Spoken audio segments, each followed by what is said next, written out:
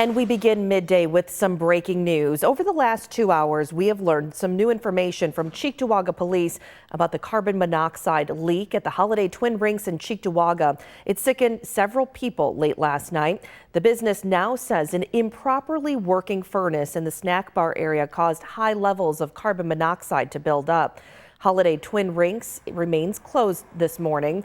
National Fuel posted on their Facebook page earlier this morning that the rink needs to make appropriate repairs to that faulty equipment.